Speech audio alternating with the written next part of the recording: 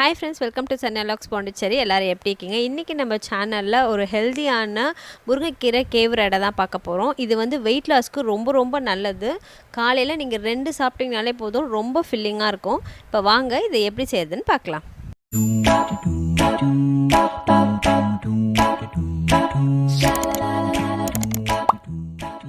இந்த பவுல் அளவுக்கு நான் ஒரு 3 கப் எடுத்துக்க போறேன் ராகி மாவு.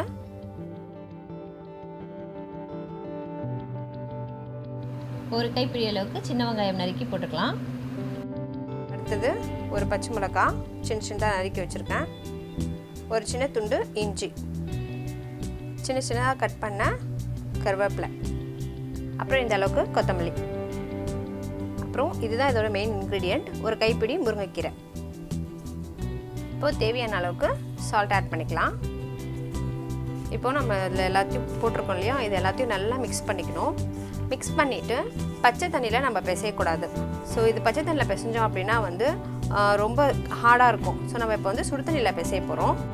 இப்போ சுடு தண்ணி நல்லா ஊற்றிக்கலாம். இது ஒரு சின்ன ட்ரிக்ஸு. சுடு தண்ணி ஊற்றி நீங்கள் வந்து இந்த மாதிரி பிசையணும்.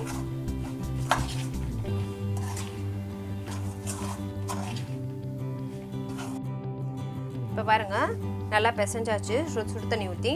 ஸோ இது சப்பாத்தி மாவு மாதிரி கெட்டியாக பிசையாமல் இந்த அளவுக்கு, இந்த கன்சிஸ்டன்சிக்கு நம்ம பிசையணும். அப்போ தான் நல்லா சாஃப்டாக வரும். இப்போ வந்து நம்ம இதை எப்படி தோசைக்கல்லில் போடுறதுன்னு பார்க்கலாம். இப்போ நான் கேவூர் மாவு வடை தட்டுறதுக்காக இந்த மாதிரி வாழை இலையை வந்து கட் பண்ணி வச்சுருக்கேன். எனக்கு வந்து எந்த சைஸ் வேணுமோ அந்த சைஸ் நீங்கள் கட் பண்ணி வச்சுக்கேன். எனக்கு வந்து இந்த பிளேட் சைஸ் இருந்தால் போதும் அடை. ஸோ அதனால் நான் இந்த பிளேட் சைஸ் நான் கட் பண்ணி வச்சுருக்கேன். இங்கே பாருங்கள், இந்த மாதிரி 2 இலை இந்த மாதிரி கட் பண்ணி வச்சுக்கலாம். ஒன்று போடும்போது இன்னொன்று வந்து நம்ம அதுக்குள்ளே ரெடி பண்ணி வச்சுக்கலாம். அதுக்காக தான் இந்த இலை. இப்போ இதில் வந்து லைட்டாக எண்ணெய் தடவிக்கலாம். இந்த சைஸ்க்கு உருண்டை பிடிச்சி எடுத்துருக்கேன். இப்போ அடை தட்டிடலாம்.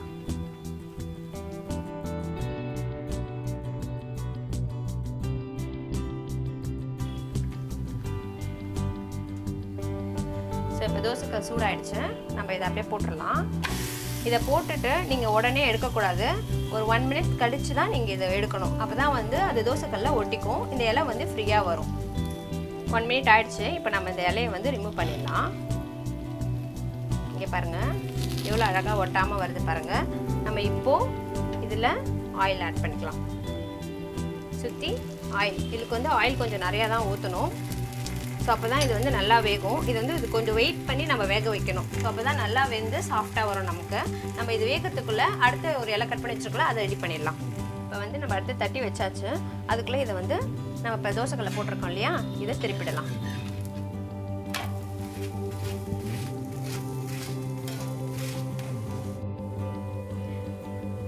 இப்போ இது வெந்துடுச்சு. நம்ம அடுத்து ரெடி போட்டுடலாம்.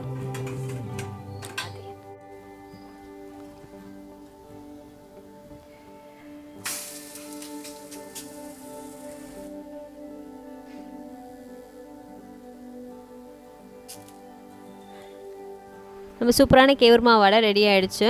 இது வந்து ரொம்ப சாஃப்டாக இருக்கும். எல்லோரும் கண்டிப்பாக இந்த ஸ்டைலில் ட்ரை பண்ணி பாருங்கள். அதுவும் இது கூட இந்த மாதிரி வெங்காய சட்னி அண்ட் தக்காளி சட்னி தொட்டு சாப்பிட்டா இன்னும் டேஸ்ட்டாக இருக்கும். ஐ ஹோப் உங்களுக்கு இந்த வீடியோ பிடிச்சிருந்தோம்னா மறக்காமல் லைக் பண்ணுங்கள், ஷேர் பண்ணுங்கள். நான் மறுபடியும் இன்னும் யூஸ்ஃபுல்லான வீடியோஸும் உங்களை பார்க்குறேன். அது வரைக்கும் பாய்.